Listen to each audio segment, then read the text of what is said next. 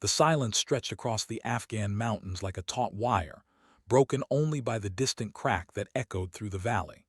Commander Jake "Bulldog" Morrison lowered his binoculars, his weathered face creased with disbelief.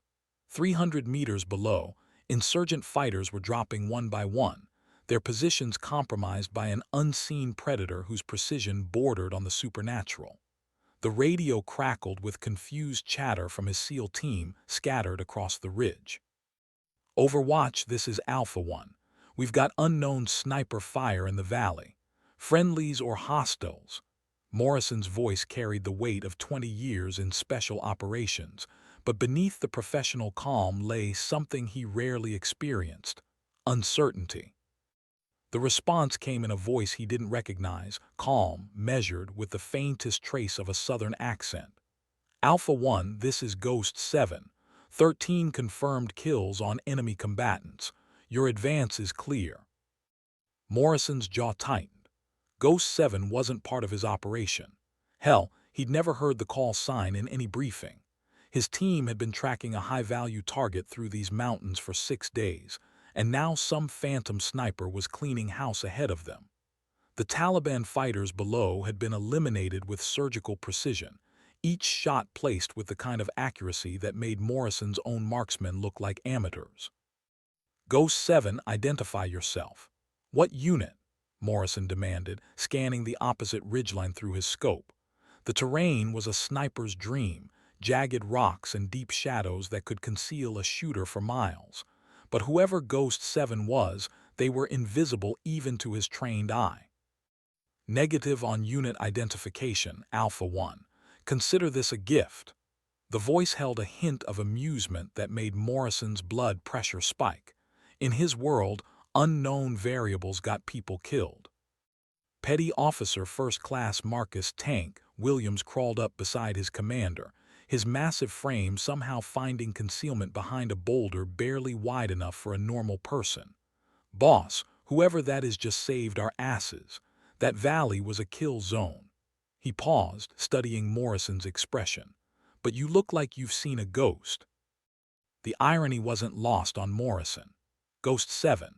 The call sign triggered a memory he'd buried deep, stories whispered in operator circles, legends that bordered on myth. But those stories involved someone who shouldn't exist, couldn't exist in his carefully ordered world of brotherhood and proven warriors. His radio operator, Corporal Danny "Wire" Kowalski, was already trying to trace the transmission source, his fingers dancing across encrypted frequencies.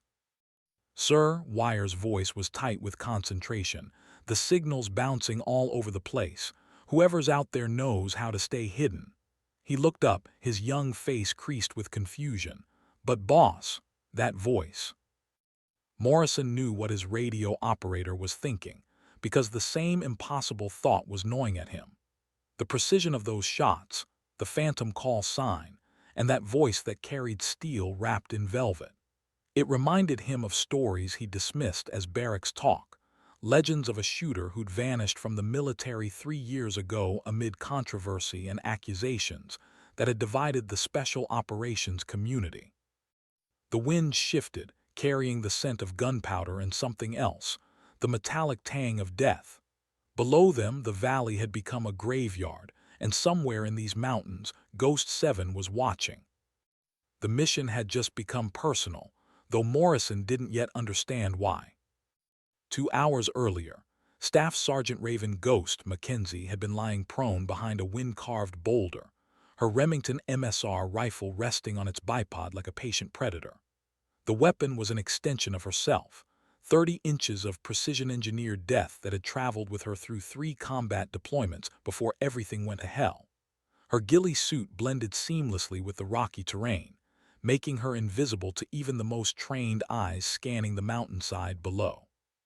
Through her scope, she'd watched the SEAL team moving through the valley with the kind of tactical precision that spoke of elite training. She recognized the formation, the hand signals, even the way the point man scanned potential threat areas. These weren't ordinary soldiers, they were operators, the best America had to offer. But they were walking into a trap that would have turned them all into casualties within minutes. The Taliban fighters had positioned themselves with surprising sophistication, creating interlocking fields of fire that would have caught the SEALs in a devastating crossfire. 13 insurgents in carefully concealed positions, their weapons trained on predetermined kill zones. It was the kind of ambush that had claimed too many good soldiers in these mountains. Raven's breathing slowed as she made her choice.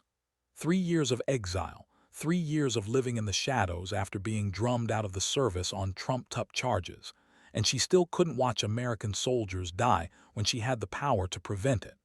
Her finger found the trigger as naturally as a pianist finding middle C. The first shot took out the machine gunner positioned on the eastern ridge.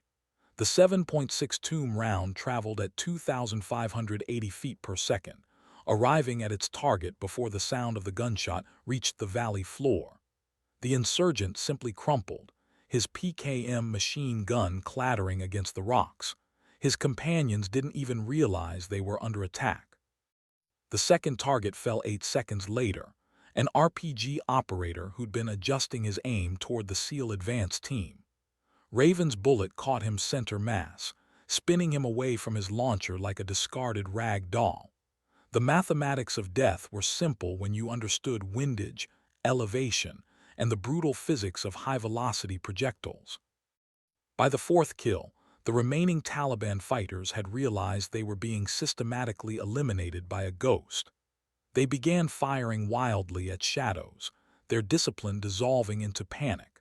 But Raven had already accounted for their likely reactions, shifting her position between shots with the fluid grace of someone who'd learned to survive by being invisible. Her radio crackled with the SEAL commander's transmission, his voice tight with professional suspicion. Morrison, she recognized the call sign from intelligence briefings she'd read years ago. Bulldog Morrison, a legend in the special operations community, known for his tactical brilliance and old-school approach to warfare. He was also the kind of commander who'd never accept help from someone like her. Alpha 1, this is Ghost 7, she transmitted back, her voice steady despite the adrenaline coursing through her veins. 13 confirmed kills on enemy combatants. Your advance is clear.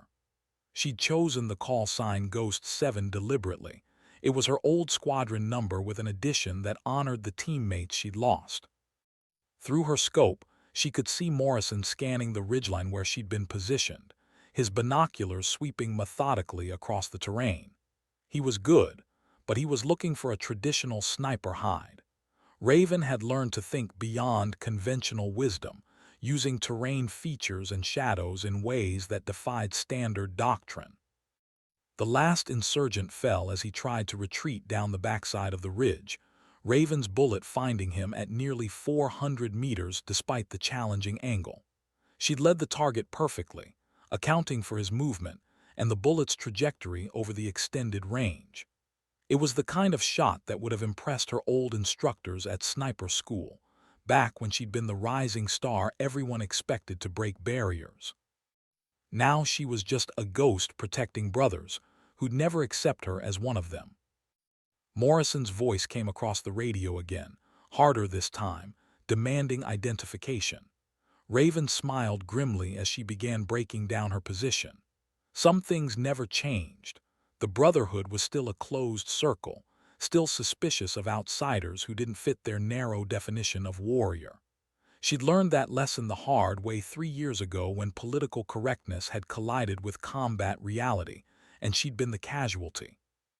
But today, 13 Taliban fighters lay dead instead of a SEAL team, and that was a trade she'd make every time, regardless of the personal cost.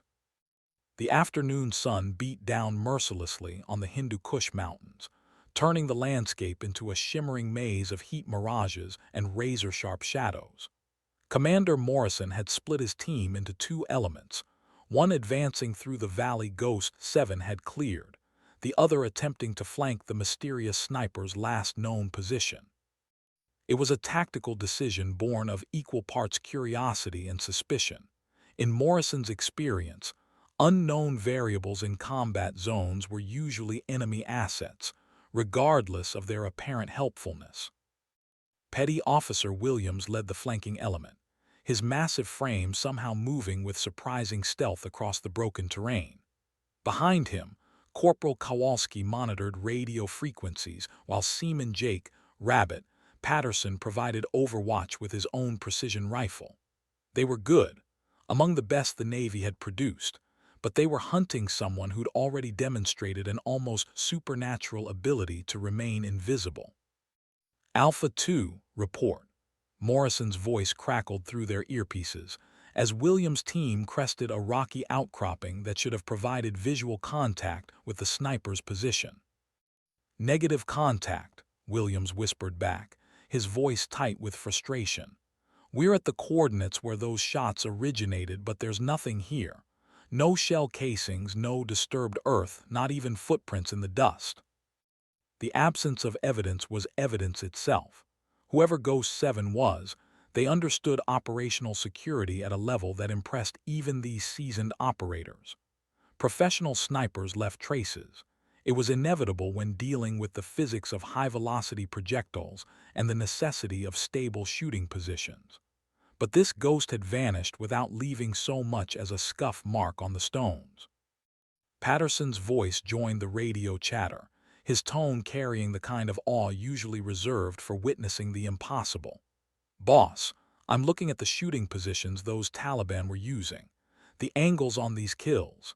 Some of these shots were taken through gaps in the rocks that I can barely see through my scope. We're talking about threading needles at 300 and 400 meters. Morrison felt a chill that had nothing to do with the mountain air. The tactical implications were staggering. If Ghost 7 was hostile, his team would already be dead. The unknown sniper had demonstrated the ability to engage multiple targets with precision that bordered on the supernatural, all while remaining completely undetected. It was the kind of capability that kept special operations commanders awake at night. All elements hold position and establish overwatch, Morrison ordered, his mind racing through possibilities.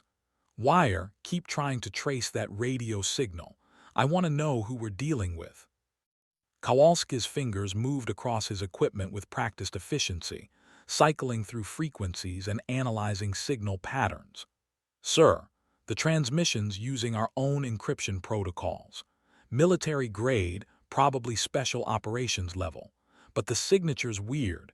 It's like the signal's being bounced through multiple relay points before reaching us. The implications hit Morrison like a physical blow. Military encryption, special operations protocols, and sniper skills that surpassed anything in the regular inventory. Ghost 7 wasn't just a friendly asset. They were likely American military, current or former. But that raised even more disturbing questions about why an American operator was running independent missions in his area of operations, without command authority or coordination. 3 miles away, Raven had already displaced to her third position of the day, a natural hide site that provided excellent visibility of the valley while offering multiple escape routes. She'd watched Morrison's team split into elements through her spotting scope, nodding their tactical proficiency with professional appreciation. They moved like the elite operators they were, but they were looking for a traditional sniper when she'd learned to think in 3 dimensions. Her current position utilized a technique she'd developed during her time in Iraq, using the reverse slope of a ridge to mask her muzzle signature while still maintaining sight lines through careful use of terrain features. It was unconventional, requiring precise calculations of angles and trajectory, but it allowed her to remain effectively invisible even to trained counter-snipers. The radio on her belt crackled with SEAL team communications, their encrypted transmissions providing her with real-time intelligence on their movements and intentions. She'd maintained access to military communication protocols through contacts who still believed in her innocence, a network of supporters who'd helped her survive in the shadows after her official career ended in disgrace. Through her scope, she could see Morrison himself, his distinctive command presence making him easy to identify even at distance. He was scanning the ridgelines with methodical precision, his binoculars sweeping in overlapping patterns that spoke of decades of combat experience. Under different circumstances, She might have enjoyed working with someone of his caliber. But those days were over, burned away in the political fire that had consumed her military career. Her secure satellite communicator vibrated with an incoming message, intelligence from her handler, a mysterious figure who'd recruited her for this shadow war against terrorism. The message was brief but urgent. HVT moving toward your AO. Mission Priority Alpha. Ghost 7 clear to engage.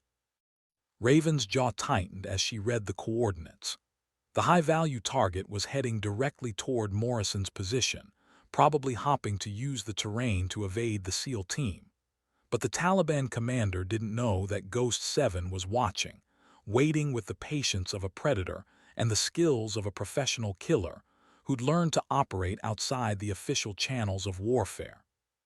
The game was about to change, and Morrison's team was about to discover exactly what kind of ghost they were dealing with. The high-value target emerged from a hidden cave system like a spider sensing vibrations on its web, his entourage of bodyguards spreading out in a defensive formation that spoke of professional training. Through her scope, Raven could see the face that had haunted intelligence briefings for the past 2 years. Hakim, the butcher, al-Rashid, a Taliban commander whose methods had earned him a reputation for brutality even among his own extremist allies. Al-Rashid had orchestrated the bombing of a forward operating base 6 months ago, killing 17 American soldiers and twice as many Afghan civilians. He was a ghost himself, appearing and disappearing through these mountains like smoke, always staying one step ahead of the hunter-killer teams sent to eliminate him. But now he'd made a mistake. He'd chosen to move during daylight, and he'd entered the domain of a hunter he didn't know existed. The Taliban commander's route would take him within 300 meters of Morrison's position, close enough for the SEAL team's weapons to engage, but not close enough for them to guarantee a clean kill before al-Rashid's bodyguards could establish defensive positions. Through her earpiece, Raven could hear the tension building in the SEAL team's radio chatter as they recognized their target. Alpha 1, this is Alpha 2, William's voice carried barely contained excitement. We have eyes on Jackpot. Confirm visual identification on HVT al-Rashid. Morrison's response was immediate and professional. Confirmed. All elements prepare for engagement. We take him alive if possible, dead if necessary. Raven's finger moved to her rifle's safety, disengaging it with the practiced motion of someone who'd made this decision countless times before. Al-Rashid alive would provide intelligence, but al-Rashid dead would save American lives. The mathematics were simple in her world. She'd learned to think in terms of tactical reality rather than political idealism. The Taliban commander was moving with confidence through terrain he considered his sanctuary, unaware that he was being tracked by multiple sets of crosshairs. His bodyguards maintained good tactical spacing, their weapons ready but not expecting contact in their own territory. It was exactly the kind of overconfidence that got high-value targets killed. Through her scope, Raven began calculating the complex geometry of a moving target at extended range. Wind speed was moderate but shifting, requiring constant adjustment. The target would be moving laterally across her field of fire, necessitating a precise lead calculation. Most challenging of all, she'd need to thread her shot between the bodyguards without alerting them to her presence before Morrison's team could capitalize on the confusion. Her radio crackled with Morrison's tactical update. Alpha 2, move to blocking position. Alpha 3, establish overwatch on the northern approach. We'll take him at the choke point in 60 seconds. It was a solid plan executed by professionals, but Raven could see the flaw that Morrison's ground-level perspective couldn't detect. Al-Rashid's route would take him behind a cluster of boulders that would mask him from the SEAL team's position for critical seconds. Enough time for the Taliban commander to recognize the trap and disappear back into the cave system, where he'd already evaded capture twice before. Unless Ghost 7 eliminated that possibility. Raven's breathing slowed as she entered the zone that separated elite snipers from merely competent marksmen. Her heart rate dropped to the steady rhythm that would ensure stability through the shot sequence. The world narrowed to the precise reticle placement on her target, the gentle pressure building on the trigger, and the moment of perfect stillness that preceded controlled violence. Al-Rashid stepped into her crosshairs at exactly 347 meters, his movement tracked with the fluid precision of a predator following prey. Raven's finger applied the final pressure to the trigger, feeling the familiar brake that released death at 2,580 feet per second. The 7.62 bullet struck Al-Rashid's center mass, the impact spinning him away from his bodyguards with the violent physics of high-velocity trauma. His entourage froze for a split second, the universal human reaction to the sudden, inexplicable death of their leader, before training and adrenaline kicked in, sending them scrambling for cover among rocks that offered no protection from Ghost 7's elevated position. Morrison's voice exploded across the radio frequency. Contact. HVT is down. Repeat. Jackpot is down. All elements engage remaining hostiles. The valley erupted into the controlled chaos of a firefight as Morrison's SEALs engaged Al-Rashid's surviving bodyguards. But the psychological impact of their leader's sudden death had shattered the Taliban fighters' cohesion. They fought with the desperation of men who knew they were already dead, firing wildly at shadows, while the professional warriors of SEAL Team 6 systematically eliminated them with the precision of a surgical operation. Through her scope, Raven watched Morrison direct his team's movements with the calm authority that had made him legendary in special operations circles. She felt a familiar pang of loss. This was the brotherhood she'd once been part of, the team dynamic she'd sacrificed everything to protect, only to be cast out when politics had collided with combat reality. But today, Al-Rashid was dead, and Morrison's team was alive. Sometimes that was the only victory that mattered. The last Taliban bodyguard fell to Patterson's precision rifle, his body tumbling down the rocky slope in a cloud of dust and scattered equipment. The sudden silence that followed was deafening, the kind of complete quiet that descended on battlefields when the killing was finished and the adrenaline began to fade. Through his earpiece, Morrison could hear the controlled breathing of his team as they maintained overwatch positions, their weapons trained on potential threat areas while they processed what had just happened. Alpha 1, this is Alpha 2, area secure. 14 enemy KIA, no friendly casualties. Williams' voice carried the professional satisfaction of a mission completed, but Morrison could detect the underlying tension that came from too many unanswered questions. The HVT elimination had been textbook perfect, except for one glaring anomaly. Al-Rashid's death shot had come from an impossible angle, fired by the same ghost who'd been haunting their operation all day. Morrison keyed his radio with growing frustration that was edging toward anger. Ghost 7, this is Alpha 1. Show yourself. We need to debrief this engagement immediately. The response came after a long pause, the southern-accented voice carrying a note of finality that sent warning signals through Morrison's tactical instincts. Negative, Alpha 1. Mission complete. Ghost 7 out. The radio fell silent except for the soft static of encrypted channels, leaving Morrison staring at the mountainous terrain where their mysterious benefactor had vanished once again. In 20 years of special operations, he'd never encountered anything like this. A friendly sniper with capabilities that exceeded his own best marksmen, operating with complete autonomy and refusing direct contact with official military units. Kowalski looked up from his communication equipment, his young face creased with confusion. "Sir, the signal just disappeared. Complete radio silence. It's like Ghost 7 never existed." But the evidence of Ghost 7's existence lay scattered across the valley floor in the form of 15 enemy casualties, eliminated with surgical precision. Morrison holstered his sidearm and began moving toward Al-Rashid's body, his mind already processing the intelligence implications of capturing the Taliban commander's equipment and communications. Yet part of his attention remained focused on the ridgelines, searching for any sign of the Phantom, who turned what should have been a challenging engagement into a shooting gallery. Williams jogged over from his position, his massive frame somehow managing to look graceful even while carrying 60 pounds of tactical equipment.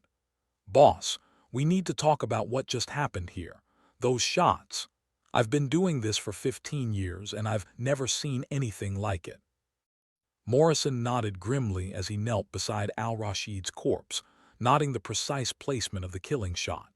Center mass, slightly high, exactly where you'd aim to guarantee immediate incapacitation while avoiding body armor. It was the mark of someone who understood human anatomy as well as ballistics, someone who'd studied the science of killing with academic precision. "Tank, what's your assessment of Ghost 7's capabilities?" Morrison asked, though he suspected he already knew the answer. Williams was quiet for a long moment, studying the angles and distances involved in the day's engagements. When he finally spoke, his voice carried the respect of one professional acknowledging another's superiority. "Sir, whoever that is, they're not just good. They're operating at a level I didn't know existed. The shot placement, the concealment, the tactical awareness, we're looking at capabilities that are off the charts." Patterson approached from his overwatch position, his sniper rifle slung across his back and his face showing the kind of thoughtful expression that indicated serious internal processing. "Commander, I've been analyzing the ballistics on these kills. The precision is almost inhuman. Some of these shots were taken in shifting wind conditions at ranges where most shooters would be lucky to hit a man-sized target, and every single round was a first-shot kill." Morrison felt the familiar weight of command responsibility settling on his shoulders like a lead blanket. His mission had been successful beyond any reasonable expectation. They'd eliminated a high-value target who'd been evading capture for 2 years, plus 14 additional enemy fighters, all without suffering a single casualty. By any metric, it was a textbook victory that would earn commendations and career advancement. But success in special operations often came with complications, and Ghost 7 represented the kind of unknown variable that kept commanders awake at night. An American sniper operating independently in a combat zone, using military-grade equipment and encryption, with skills that exceeded anything in the official inventory. It raised questions that went far beyond tactical considerations. As Morrison's team began collecting intelligence from the enemy casualties, he made a decision that would have far-reaching consequences. Ghost 7 might be avoiding official contact, but Morrison had resources and connections throughout the special operations community. Someone, somewhere, knew the identity of the phantom sniper who'd saved his team's lives twice in one day.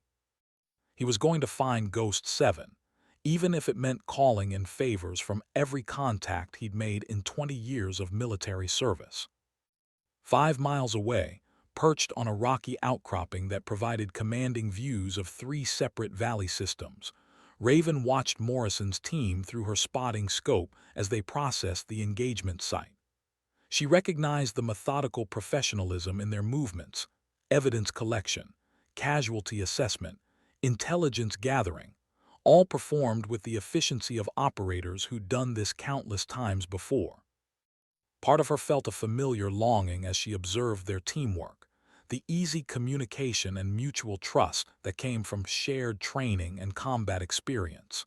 It was a brotherhood she'd once known intimately, back when she'd worn the uniform with pride and believed that competence and dedication were the only qualifications that mattered. Those naive days seemed like a lifetime ago, burned away in the political inferno that had consumed her military career and left her operating in the shadows of official warfare. Her secure satellite communicator vibrated with another message from her handler. "Excellent work. Al-Rashid elimination confirms Ghost 7 operational readiness. Stand by for next tasking." Raven deleted the message without responding, a habit born of operational security and a healthy paranoia about digital footprints. Her handler was generous with resources and intelligence, but stingy with personal information, maintaining the kind of professional distance that suggested government involvement at levels far above her former pay grade. She'd learned not to ask questions about the source of her missions or the ultimate goals of her shadow war. Sometimes ignorance was a luxury that kept operators alive. Through her scope, she could see Morrison gesturing toward the ridgelines where she'd been positioned, his body language suggesting frustration and determination in equal measures. He was the kind of commander who demanded answers, who would pursue loose ends until they were resolved or eliminated. It was an admirable quality in a leader, but it also made him dangerous to someone whose survival depended on remaining invisible. Raven began breaking down her shooting position with practiced efficiency, her movements economical and precise. Every piece of equipment was accounted for, every trace of her presence systematically eliminated. She'd learned these techniques during her official military service, but she'd perfected them during 3 years of unauthorized operations where discovery meant death or imprisonment. Her next hide site was already selected, a natural cave system 2 ridgelines over that provided excellent concealment and multiple escape routes. The terrain was challenging enough to discourage casual exploration while offering the elevated position she needed for long-range engagement. Most importantly, it was outside the search radius that Morrison's team could reasonably cover before darkness fell. As she moved through the mountains with the fluid grace of someone who'd learned to read terrain like a favorite book, Raven reflected on the day's events. Al-Rashid was dead, Morrison's team was alive, and the balance sheet of war had shifted slightly in favor of the good guys. In her current existence, those small victories were the only meaning she could find. But she also knew that Morrison wouldn't simply accept Ghost 7's disappearance and move on to his next mission. He was too professional, too thorough, too concerned with the security implications of an unknown sniper operating in his area of responsibility. He'd start making inquiries, pulling strings, calling in favors from the extensive network of contacts that successful special operations commanders accumulated over decades of service. Eventually, those inquiries would lead him to classified files and sealed records, to court-martial transcripts and congressional hearings that had been buried beneath layers of official secrecy. He'd learn about Staff Sergeant Raven Mackenzie, the rising star who'd been destroyed by politics and accusations that had never been proven but had been impossible to disprove. When that happened, Ghost 7 would have to disappear completely, vanishing into the kind of deep cover that made extraction impossible. But that was a problem for tomorrow. Tonight, she had a war to fight from the shadows. The CIA safe house in Kabul occupied the third floor of a nondescript apartment building that looked like every other structure in the diplomatic quarter: concrete walls, bulletproof windows, and enough satellite communications equipment to coordinate operations across half of Central Asia. Morrison sat in an uncomfortable plastic chair, staring across a metal desk at a man who'd introduced himself only as Smith. Though his expensive suit and soft hands suggested government employment, several pay grades above Morrison's clearance level. "Commander Morrison, your after-action report makes for interesting reading," Smith said, his voice carrying the neutral tone of someone accustomed to discussing classified operations with casual efficiency. 15 enemy KIA, including a high-value target we've been hunting for 2 years, accomplished with 0 friendly casualties. Congratulations on a successful mission. Morrison shifted in his chair, recognizing the diplomatic phrasing that preceded uncomfortable questions. "Thank you, sir, but I'm more concerned with the unknown sniper who provided overwatch for my team. Ghost 7 demonstrated capabilities that exceed anything in our official inventory, and they're operating without coordination or command authority." Smith opened a manila folder thick with documentation, his movements deliberate and controlled. Yes, Ghost 7. We've been monitoring radio intercepts from your operation. Tell me, Commander, what were your impressions of this mysterious asset? The question felt loaded with implications that Morrison couldn't quite decipher. In his experience, intelligence officers didn't hold impromptu briefings about routine combat operations unless those operations had triggered something significant in the bureaucratic machinery of warfare. Professional sniper, probably American military training, access to encrypted communications, and tactical awareness that suggests extensive combat experience, but operating completely independent of official channels. Smith nodded slowly, making notes in the margin of a document Morrison couldn't see. Your assessment is accurate, Commander.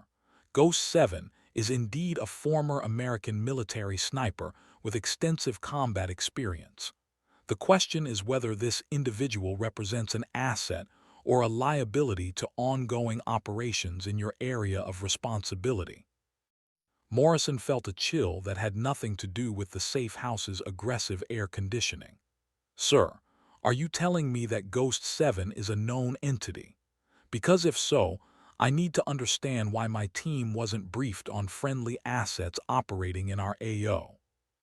The pause that followed stretched long enough to become uncomfortable, filled with the soft humming of electronic equipment and the distant sounds of cobbled traffic. When Smith finally spoke, his words carried the weight of classified information being carefully parceled out to someone without need-to-know clearance. Commander, 3 years ago, the military lost one of its most effective snipers under circumstances that remain disputed. This individual was officially discharged following allegations that were never proven in court, but were considered politically untenable. Since then, there have been unconfirmed reports of sniper activity in various combat zones, always targeting enemy forces, always demonstrating the same exceptional capabilities you observe today. Morrison's tactical instincts were screaming warnings about the implications of Smith's carefully worded briefing.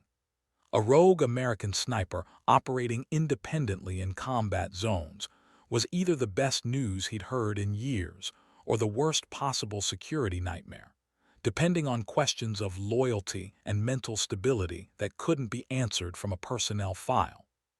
Sir, what exactly are you asking me to do about Ghost 7?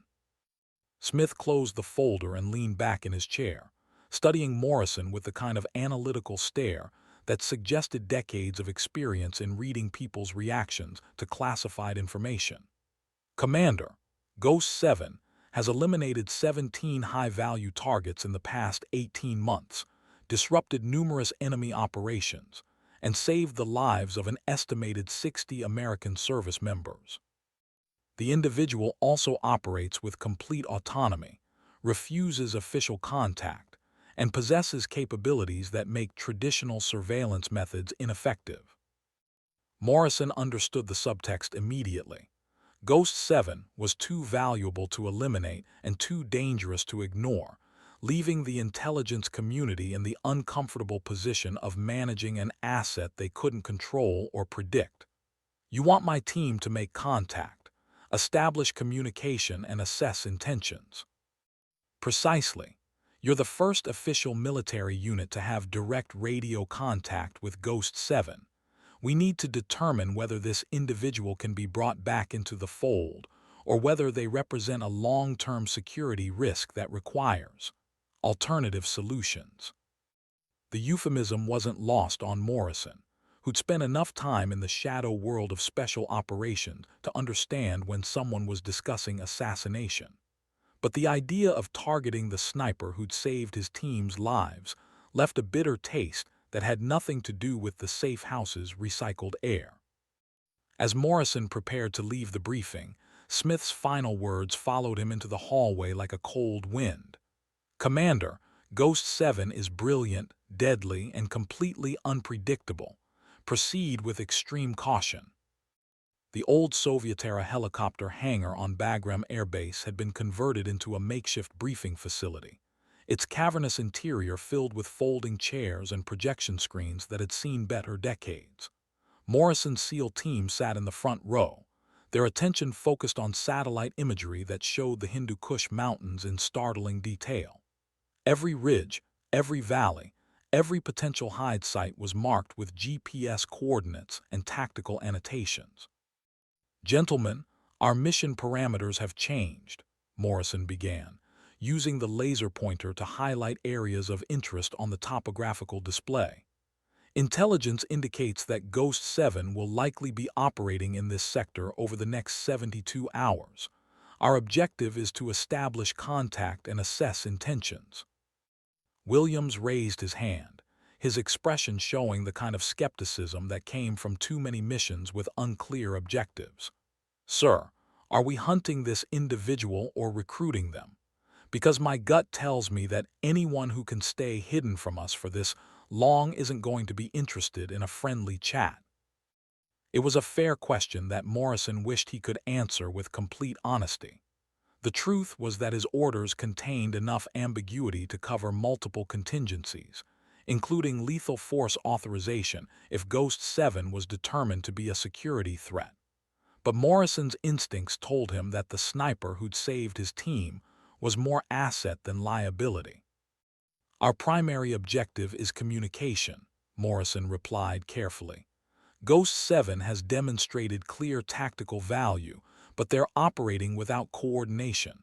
We need to determine whether integration is possible." Patterson studied the satellite imagery with the focused attention of a professional marksman analyzing potential shooting positions. "Commander, if Ghost 7 doesn't want to be found, we could spend weeks in those mountains without making contact. The terrain provides unlimited concealment for someone with advanced fieldcraft skills." Kowalski looked up from his communication equipment, his young face serious with professional concern. "Sir, there's another consideration. Ghost 7 has been monitoring our radio traffic, which means they know we're looking for them. If they perceive our approach as hostile, we could be walking into an ambush by someone who's already demonstrated the ability to eliminate targets at extended range." The implications weren't lost on Morrison, who'd spent enough time in combat zones to understand the difference between hunting prey and stalking predators. Ghost 7 wasn't a conventional target. They were a professional warrior with home field advantage, and every reason to be suspicious of official contact. "That's why we're going in with communication protocols established," Morrison explained, highlighting specific grid coordinates on the map. "Intelligence has provided us with Ghost 7's likely operational area based on terrain analysis and historical activity patterns. We'll establish overwatch positions and attempt radio contact before any physical approach." The plan was solid within the parameters of what they knew, but Morrison recognized the fundamental challenge they were facing. Ghost 7 had spent 3 years perfecting the art of invisible warfare, operating in the shadows of official military action. Someone with that level of commitment to anonymity wouldn't simply emerge because a SEAL team was calling their name. Williams voiced the concern that Morrison suspected they were all thinking. "Sir, what if Ghost 7 doesn't want to be found? What if they're perfectly happy operating independently?" Morrison considered the question while studying the tactical display, watching the blinking GPS markers that represented his team's planned insertion points. The honest answer was that Ghost 7's preferences were secondary to national security considerations, but saying so would undermine the careful fiction that they were conducting a recruitment operation rather than a manhunt. "Tank, our job is to establish contact and assess the situation. What happens after that will depend on information we don't currently possess." Morrison turned to face his team directly, noting the mixture of curiosity and concern in their expressions. "But I want everyone to remember that Ghost 7 saved our lives yesterday. We approach this mission with respect and professionalism." As the briefing concluded and his team began preparing equipment for another mountain insertion, Morrison reflected on the strange turn his military career had taken. 3 decades of special operations, and he was about to hunt the most elusive sniper he'd ever encountered, someone whose skills had impressed even his most experienced marksmen. The irony wasn't lost on him. If Ghost 7,